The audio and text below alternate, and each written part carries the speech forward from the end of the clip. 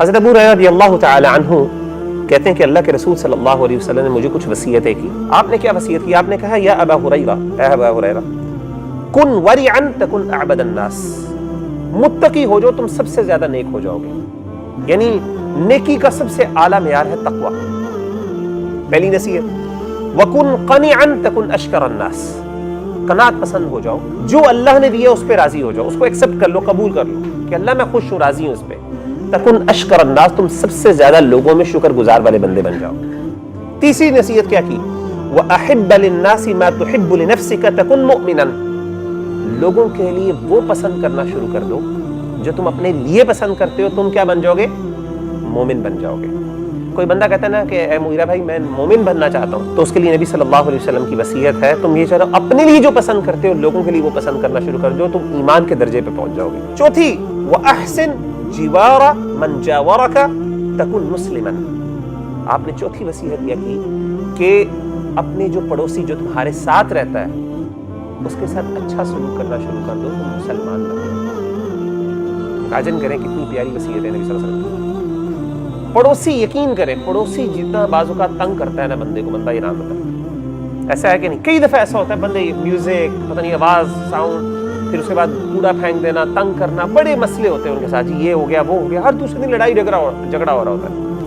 اسی لیے خاص طور پہ نبی صلی اللہ علیہ وسلم، اور کئی دفعہ تو اتنے زیادہ ہم انڈیفرنٹ ہو جاتے ہیں، یعنی ہم بعض اوقات ہمیں پتہ ہی نہیں چلتا کہ ہمارے ساتھ کون بندہ ہوتا ہے. اکثر لوگوں کو کئی سال گزار لیتے ہیں، پتہ نہیں ہوتا ساتھ والے گھر میں کون لوگ رہ رہے ہیں. جو تمہارے ساتھ پڑوسی ہے، جو پڑوس میں رہنے والے ہیں، ان کے ساتھ اچھا سلوک کرو، تم مسلمان بن جاؤ گے. اور پانچویں وصیت کیا کی؟ وَأَقِلَّ الضِّحْكَ فَإِنَّ كَثْرَةَ الضِّحْكِ تُمِيتُ الْقَلْبَ، کم ہنسا کرو. کیوں؟ زیادہ ہنسنا جو ہے وہ انسان کے دل کو مردہ کر دیتا ہے، وہ تمہارے دلوں کو مردہ کرتا ہے. دل مردہ ہونے کا مطلب کیا ہے؟ مطلب یہ کہ دل پہ پھر احساس نہیں ہوتا، یعنی انسان کو فیلنگ ختم ہو جاتی ہے. شغل میلے کے اندر پھر انسان کو اثر نہیں ہوتا، رونا نہیں آتا، جو نصیحت اثر نہیں کرتی انسان کو. ہمیں رونا نہیں آتا قرآن پڑھنے. ہونا کیا چاہیے کہ قرآن جب آپ پڑھیں انسان کو رونا آنا چاہیے، اثر ہونا چاہیے دل پہ. ایسا ہے کہ نہیں؟ کہتے رونا نہیں آتا.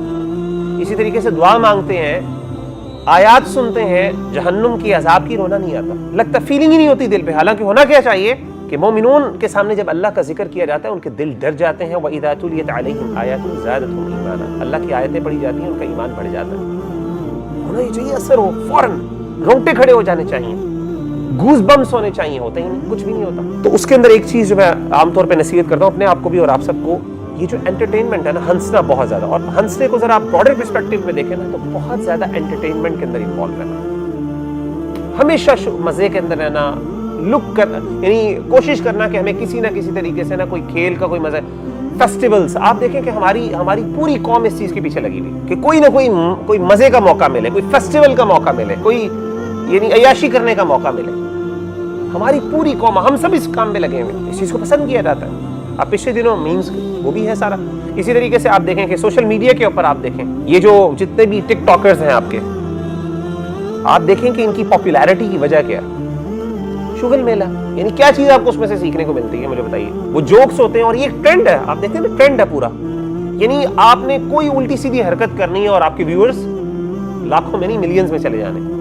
ہر الٹی سیدھی حرکت کرنے والا پاپولر ہو رہا ہے. کامیڈی دنیا کے اندر، یعنی that's the easiest way to make money.